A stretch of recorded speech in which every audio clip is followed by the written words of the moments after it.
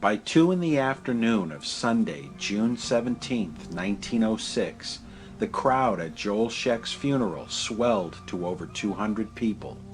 With the midday temperature climbing into the high 90s, the spectators, dressed in mourning black, waited in hushed anticipation. However, it wasn't the corpse of the 23-year-old laundryman that they had come to see.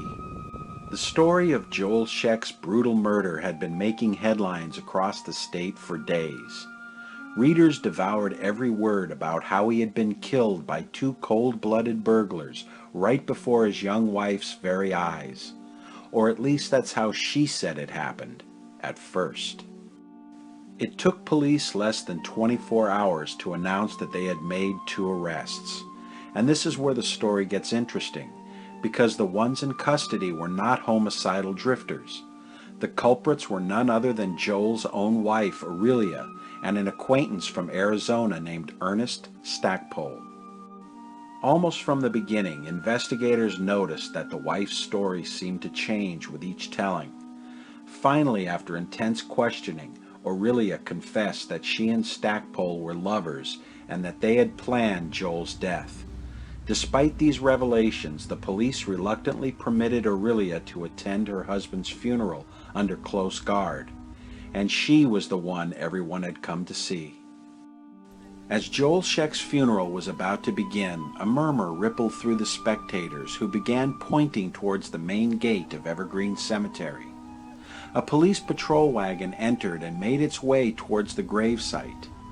When it came to a stop, a small gloved hand appeared in the window and parted a curtain, revealing the silhouette of Mrs. Scheck through the opening. After the eulogy, the curtain was closed and the patrol wagon dashed towards the front gate. All at once, the mourners chased after it, leaving the murdered man's coffin to enter the ground, attended only by the handful of relatives who stayed behind.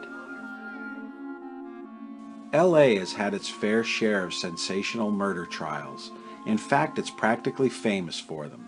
And the 1906 trial of Ernest Stackpole for the murder of Joel Scheck had all the twists, turns, and scandal as its modern counterparts. When the trial began in early August, dozens of women crowded the courthouse to catch a glimpse of the mysterious and somehow alluring defendant. However, the main attraction was the prosecution's star witness, who also happened to be the widow and confessed co-conspirator in her husband's death. The testimony of Aurillia Scheck began in the afternoon of August 14th, and it was the sensation that the public had been hoping for. The veiled 19-year-old wept and even fainted as she described to the court how Stackpole manipulated, even hypnotized her into an extramarital affair. She went on to say that he coerced her into purchasing a life insurance policy on her husband, and that was when the talk of murder began. The most scandalous evidence was presented on the last day of the trial, when a series of love letters between Aurillia and the defendant were read in court. In some of the letters, the remorseful widow referred to herself as Mrs. Stackpole. After deliberating for 28 hours, the jury found Ernest G. Stackpole guilty of first-degree murder. He was sentenced to life in prison. Although Aurillia Scheck was a confessed accomplice, she would not have to stand trial. To avoid prison, she turned state's evidence and was given immunity in exchange for her testimony against her former lover. Later, a grand jury indicted her for perjury, but the charges were dropped for insufficient evidence.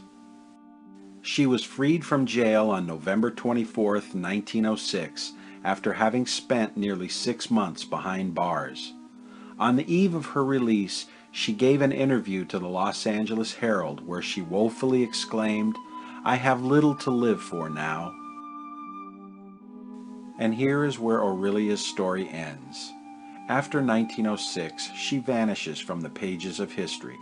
Presumably, she found something to live for and lived out her days in obscurity.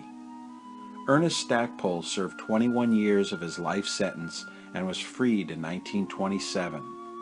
1 year later, he was arrested for armed robbery in Sacramento and was sent back to Folsom Prison, where he died on October 29, 1943.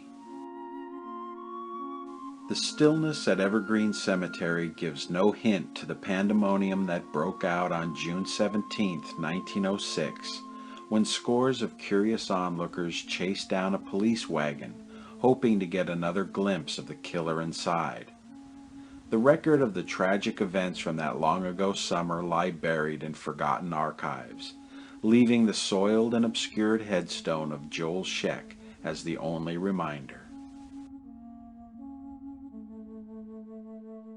Thank you for watching, and a quick note that the third and final chapter of Evergreen Cemetery is coming soon, so please subscribe today for more grave explorations.